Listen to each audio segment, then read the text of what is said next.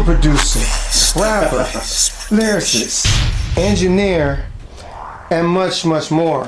Here with K-Waz, y'all. K-Waz, everybody. K-Waz has Self-Explanitory Music. And this is the first of the VStarrPics episode of VStar interview series. And we wanted to start out with K-Waz. So welcome, K-Waz. Thank you for having me. Yeah, and we welcome everybody else tuning in. So how you been, brother? I've been good. That's good, man. That's good. Want to start out, for those who know you, they may know some of this, but we're going to start out with just some basic stuff. So where were you raised? I was raised in Los Angeles, California, aka South Central LA. Right. The correct name, South Central. South Central, before they changed it. Yeah, gentrification is real. Man, exactly. What part of LA did you grow up in? In the Crenshaw area, right off of, I'm a Western Avenue boy, Okay, Western, all right. And how was that for you growing up over there? It was a real eye-opener living over there, especially with the gang activity, what was going on in that area. It actually made me see life is not all peaches and cream, Right. Okay. Yeah, I know that. Yeah, it was kind of tough. You had to learn how to fight and all kind of stuff. Yeah, there's a lot of hoods and blocks over there. Oh yeah. In a short amount of distance. So right. So you grew up with seeing some gang activity, gang violence, and things of that nature. Oh yeah, because the neighborhood I lived at 60s, and they was notorious for doing what they do, especially the schools I went to. So I seen a lot of stuff they was going on. right I'm gonna say it like that was going on. So yeah, right. I was like, wow, like this really happened in my neighborhood. Okay, I gotta be cautious. Right, and at that time when you were growing up in your teens and everything, what were you? What type of music were you being exposed to? As like early teens, I'm gonna say like it was mostly like rock and pop music. I was a big Prince fan. Nobody couldn't tell me nothing about Prince because he was like the ultimate right. of everything. So it was like Prince and unbelievable. It was Kiss. Kiss was another. Rock band. That was another rock band. I used to try to paint my face and everything like that. I thought I had the guitar and everything. But. So tell me, what made you like Prince and a band like Kiss? What is it that made you draw to them? They was different. They was original. They persona, their characters stood out to me. So it was like, oh, they not nothing like all these other bands. They follow the regular format. And Prince, especially Prince, was way, out the box and different and everything. Every time I seen him, it was always something new. And so. Okay, and so like in Kiss, growing up in South Central, did that ever play a part in, having conversations with friends or like, what are you listening to and things like that? Kinda, because I wouldn't tell my black friends I listen to Kiss. Okay. And my best friend at the time, he was half black, half Spanish. And me and him used to act like we was the Kiss band in my backyard. So it was always me and him having these conversations. Nobody really knew too much, except my mom and dad when they see me buying because Kiss used to have the little baseball cards, and I used to collect those. Right. So. Yeah, because back in the day, it was a little bit different, especially with MTV being so relevant. Right. We got a chance to see a lot more genres of music, shall I say, right. on MTV. So when you were watching MTV back then, like were you watching it? What was going on MTV at that time? The little that I did get to see at that time, because we didn't really have cable like that. But I would see like Cyndi Lauper, Boy George, George Michael, Wham at the time, Prince, Michael Jackson. Not Michael Jackson too much because he wasn't really on MTV like that. It was a lot of rock groups. He was the first. He was the first black person to be on MTV. Right. His video. Yeah, and I think Shalimar was second. Right. That for those who don't know, I didn't know that. I just found that out when I watched Unsung. That Shalimar was the second, black people to be put on MTV. Right. Okay. So growing up watching all that, what type of interest in music did you have, and then when did things take a turn for you just being a fan or someone who liked to listen to music, and then you actually becoming what we would call an artist? Well, I said through my elementary years of school time, it was mostly, pop, rock, Prince. And then when I got to junior high school and more kids my age was talking about hip hop, and I still wouldn't give hip hop a chance until I heard an artist named by LL Cool J. And LL Cool J sounded different from all the other 70, early 80 rappers. He was different. And then when I found out he was like in my age bracket, that was like, oh, I need to check him out. So I'm asking my friends, like, who is this LL guy? Right. Who is this person? And then that was the first cassette I actually bought, was the LL Cool J Bad. Right. So, that was like 87. Right, yeah, Bad, Rock the Bells. Yeah. What else was on there? No, it wasn't even Rock the Bells. That wasn't even Rock. No, it was like I Need Love. I Need Love, and what else was on there? I'm Bad. I thought that was later. No, that was the second album. His second album, which I thought it was his first album. And then later on, when I found out that was the second one, he had one before that. And it was like Radio and every I Need a Beat. I Need a Beat and Dear Yvette. Yeah. Okay, yeah, that was, That was the first one. And I actually went backwards because I heard his second album first, thinking it was the first one because, I didn't listen to rap. Right. And I wore that tape out, and then I found out he had one before that. I'm like, oh, let me go back. Yeah, because him and Michael Jackson both had a song called Bad. Well, right. LL's was I'm Bad, I think. Yes. And Michael Jackson's was Bad. Right. It's kind of funny that happened that way, because you had one I'm Bad.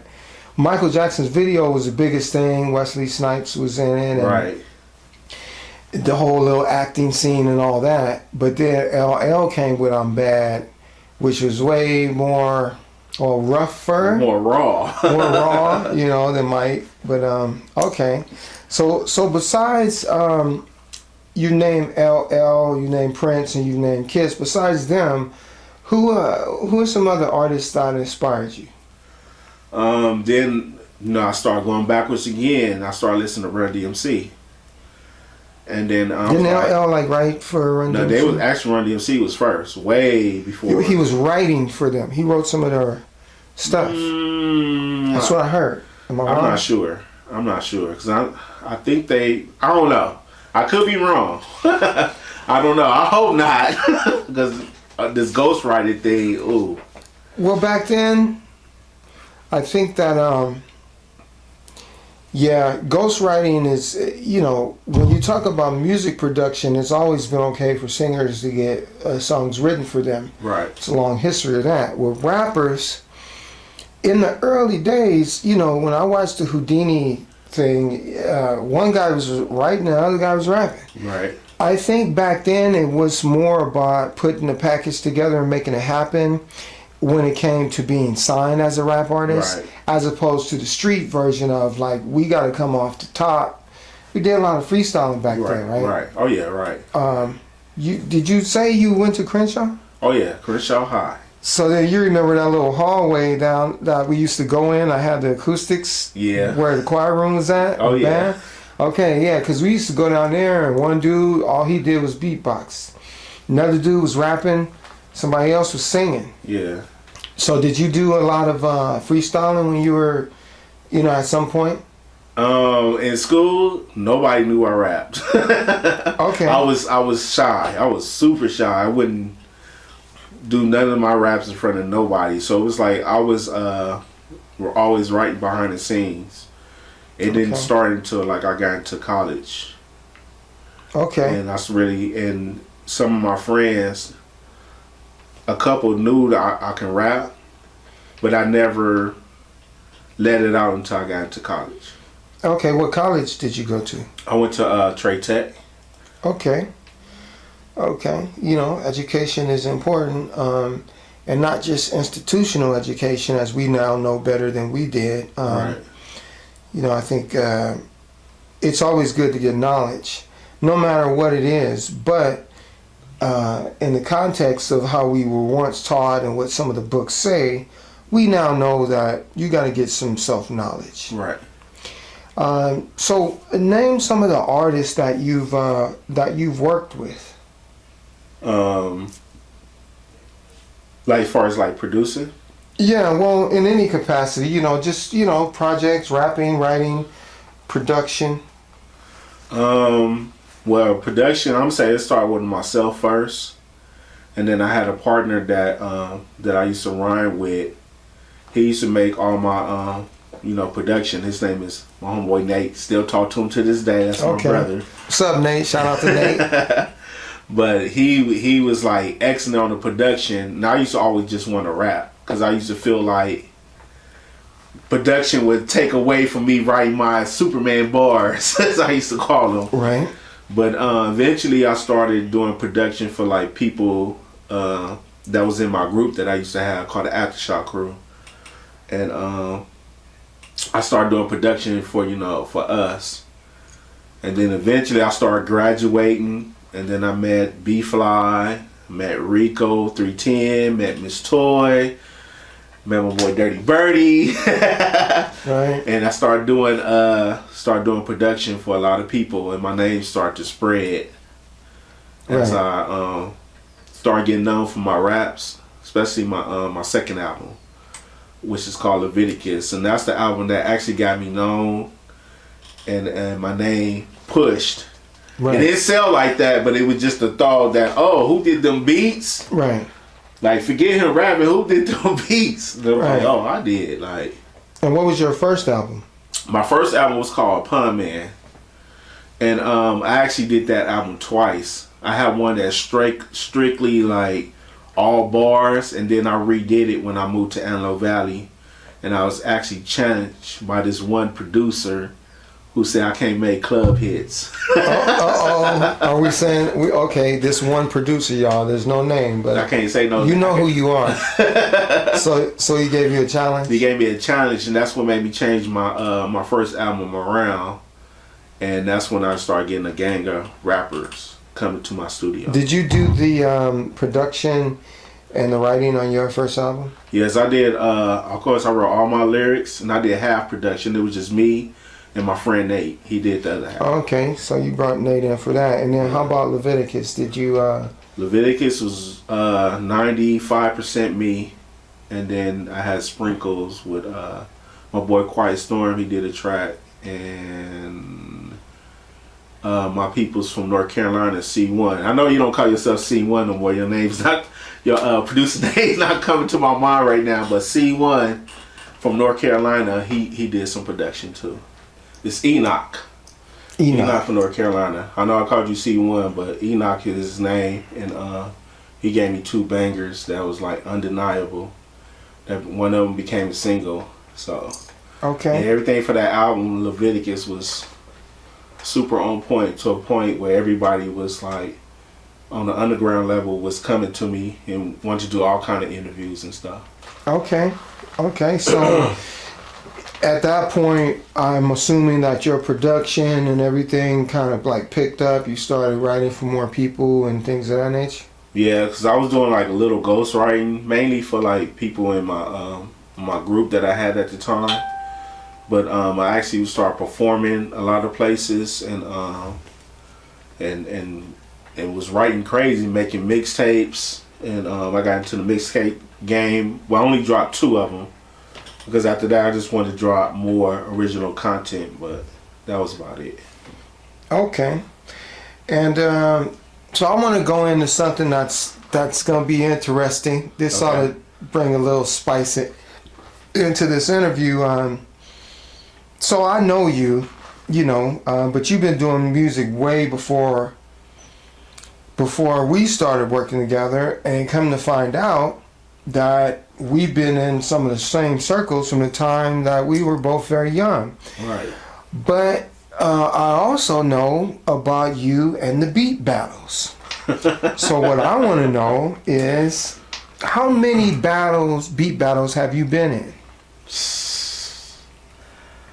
Man, I don't think I can count how many beat battles I've been in. Okay. I'm not sure. Let's just say more than what? More than... Dang, that's a good question. More than 10. Okay, yeah, More than 10. 20. More than 20. More than 30. More than 30. I say no more than 50. Maybe no more than 50. Well, that's actually a lot. Beat battles. So you moved into the production and everything. How'd you start doing beat battles? Working around here, and the artists that I had for my label wasn't really putting in work. Everybody got into their own, livelihood, and life happened. So me being a producer, and I wasn't really trying to rap, I was trying to find an artist to work with. And everybody in AV already had their own people they would work with. I would talk to people, I want to work with you, come on. He's like, oh no, I got my own production. I'm like, dang, okay. Let me add some more production. He's like, no, I got my own. Right. I'm like, oh, okay. So I thought it would be great for me to join a beat battle, because that was one of my plans. Let me just join a beat battle so I can get artists. I wasn't really trying to go and win nothing. Okay. I just want people to hear what I was bringing to the table, and be like, oh, let's work, or let's do something, and that actually worked. And it was like, in the midst of doing that, I was winning. Right. Cause they were like, who the heck is that? I was like disrupting, I guess, the normal chemistry that was going on in these beat battles. Cause it was like, who did that? Right, because it's like a whole little culture there, and sometimes it's the same people showing up, right? Right, and then I was like the bug in their program. They was like, who the hell is that? Who's that? Where you from? Oh, I represent 661. What? And speaking of that, so you said 661, you said AV. I know that's the Antelope Valley, but for those who don't know, what's up with the Antelope Valley, and where exactly is the Antelope Valley? Antelope Valley is just an hour away from Los Angeles. It's basically little LA to me. Right. But it's a lot of talent that's out here, but we don't get respected as, great talent, even though great talent came from here. So has who that you know that's from here, that's actually, I think Neo is from out here. Who else is out here? Pac Div is from out here. Okay. Challenge Gambino is from out here. Oh. Oh my God, I'm missing some more people. I know.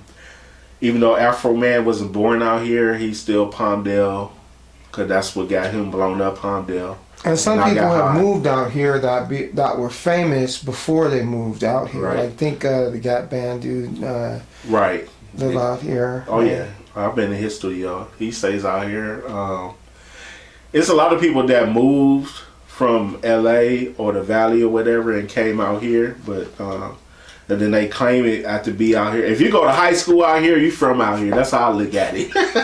Right. I didn't go to high school out here. I went to Crenshaw, so yeah, I missed that part. But I'm still, represent. Yeah, represent, because I've been out here for a while. So I did ask about some artists you work with, but I wanted to go back to that because I know that there's a lot of artists that you've worked with that I personally know, and some I don't. But let's just go through a little list of some artists. Throw some names out there for the people. Show some love to people that you've worked with as far as artists. I'm gonna start off with people from Antelope Valley first. One of them is my boy Quiet Storm, K-Waz, Chuck Boogie, my boy Moose Swain, B-Man, Rico 310, B-Fly, Ross Ruger, Danny Boy. So is that where that music with those fire beats was coming from? that Danny Boy was popping up with. Some of them. Some of them. Okay.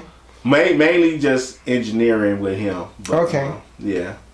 Osiris, Vape City Camp. I'm missing a gang of people. I think you worked with Miss Toy. Oh yeah, Miss Toy. My boy D-Mac, Otherwise. Right. Gina Lee. Right. 5 Footers. Right. Mainly Cobra Red. Flying Flashy. That's from out here. And who's that girl you did an album for? What's her name? Oh, that's Gina Lee. Gina Lee. No, Karina the Star. Okay. Yeah, her. She's from Texas. Right. Great talent. You said I did a remix for Dazzy D. Dazzy D. He was nice to give me his vocals. And right. He from Lynch Mob. Imani Rose. And she was in a group called Golden Girls that I created. Oh, okay. Her and my homegirl Flower, aka Maisha. I didn't know that. Yeah, they was a group, and it was my group, my first girl group. Okay, okay. A lot of artists, but a lot of AV. Sorry if I'm not mentioning everybody's name, but I work with with more than 70% of artists in AV. And what I noticed is that in those artists, it's a mixture of things. I mean, some people producing mostly stick to one thing, a lot of producers, but I noticed that you're crossing genres between rap or hip hop and rap, and then also like R&B. Right. Because hip hop is my strong point, but I've been trying to, navigate myself to other genres, and R&B, which growing up, even though I love Prince and everything, I couldn't really stand R&B in the beginning. I don't know why, because like my dad had a large record collection, and he had everything from Marvin Gaye to Isleys, Four Tops, all that, and it was like I didn't want to hear none of it at the time. Okay. Because I was like, I don't want to hear nobody singing and doing all that. But Prince kind of made me change into that with certain songs he would come into. And then I know people gonna hate when I say this, but R. Kelly. R. Kelly. R. Kelly changed the game. It made me listen. He actually made me listen to R&B even more. Because R. Kelly had the personification of a street vibe dude, but he's doing R&B, but his whole swag was encompassing kind of like the hip hop culture, right? Right. Okay. He had the balance, and what he was doing, like he was straight R&B, but he had that hip hop feel every now and then. It was different. What made me appreciate all the old school singers and all that. Because some of the songs he would remake, I didn't know it was an oldie song. Now I go back and look at those records, like, right. So I started to respect R&B more and more to a point where it made me start to produce R&B music. How did you feel about Aaliyah at the time? You liking R. Kelly, and then he was doing this thing, and then Aaliyah came out. How did you? How was you digging on Aaliyah when she was out? I loved Aaliyah. I was in love with her. Okay. Where were we all? she was talented. I thought she was like the best thing ever, and she was the one of the besides Janet Jackson, she was the one that I would always like listen to. Okay. So as you were going through the changes, music is going through changes as you're growing up and everything, and R&B went from from a 60s R&B to a 70s type R&B funk, well, more disco type thing, 80s funk in the 70s, you know, and then in the 80s, you know, I don't even really know what to call some of that. It still had R&B.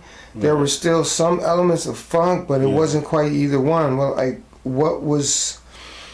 that's the time when you mentioned Prince and Kiss. Yeah. So overall, the influence of when you started writing music, we all kind of tap into something. What were you tapping into when you first was finding yourself as a producer and as a writer of music that maybe other artists would do? What were you tapping into at that time? Far as like, well, I'm gonna put it into two lanes. Far as like as writing aspect, I would listen to LL Cool J, Rakim, oh my God, it's another rapper. I would listen to like certain rappers as far as writing, Coogee Rap. And I used to listen to how they write, they rhyme, because I used to write my rhymes in poetry form, because I used to be a poet first. And then I found out, listening to fools and ciphers, and how they rapping. They ain't rapping in poetry. I mean, they are, but it's like it's more aggressive and different. So I started listening to these cassettes I have, and like, how do they do that? And how many words they rhyming in a rhyme? Like Coogee Rap was so precise and cutthroat with his words. It made me write that way. And then production, it's like all over the place, from like George Clinton, Dr. Dre, Prince, and I'm leaving Quincy Jones. Right. I would steadily listen. Like, I'll play a record and sit there and like listen. Like, how the heck are they doing all this? And how can I incorporate it into my sound, and then come up with my own, that I can make my own original sound? Because I noticed from all of them, none of them didn't sound alike. And they was all original, and it was something about that funk. Cause you know, I got into funk like real late. Right. You know, and you know what? There's one other person I gotta throw into that, and those people that you name, which is, if we don't say Roger Troutman and Zapp. Oh yeah. Because at that time, when Prince and George Clinton and all of them was out doing what they doing, Roger Troutman and Zapp had a sound that it started something that's still here. Right. As far as the keyboard connected with the microphone, and I mean the beats, the funkiness, the R&B side, but then he started something different. Right. Everybody was playing Parliament, Prince, and Roger Troutman and Zapp. How did Zapp influence you at all? Oh, that influenced me a lot. That was like, that used to be some of my early records I used to sample with my boy Nate. And it was like, with Zapp, I used to, people don't get mad at me for saying this, I used to thought Zapp used to steal from Herbie Hancock. Because they was kinda the same, but Zapp was more experimental with their stuff. Right. And then I started to learn, like, no, they not copying Herbie Hancock. They more exotic with they sounds, and Roger was just incredible. And the crazy part is, he's supposed to be part of my family too. And is that right? Yes, from my Fisher side of the family. Really? And I've been trying to figure it out, see if it's really true. You know, people are like, oh, I got this in my family, right? But he's supposed to be related to me. But I got a lot of respect for Roger, man, and seen a lot of little stories on him, and right. Dude was much like where they give Prince the shine of living music, stand in the studio for days on end. He'd be in there and people say his hair wouldn't be as nice as it was 3 days later, and he's not eating much. And I really respect the sound that he created. Right. Is just so unique at the time. You know, it just did something that was real special. So shout out to Roger Troutman and rest in peace. George Clinton. Rest in peace, Roger Troutman, George Clinton. And we got to mention James Brown. Oh yeah. Because people like Bootsy that played with George Clinton ended up being a part of that whole movement of music. Right. I think what was so important about these guys, they broke away from the Motown thing, which they all took part in a way. Right. James Brown sound was the funkiest thing at the time. Right. Parliament Funkadelic was doing their thing after James Brown, but they took elements of that. Roger Troutman took elements of that. Right. And they did something different, but for James Brown took elements of something. You know, it just keeps going back. Right. But blues and gospel is the foundation of it all. Right. And from that, we have all these other genres. So it's so many people to pay respect to.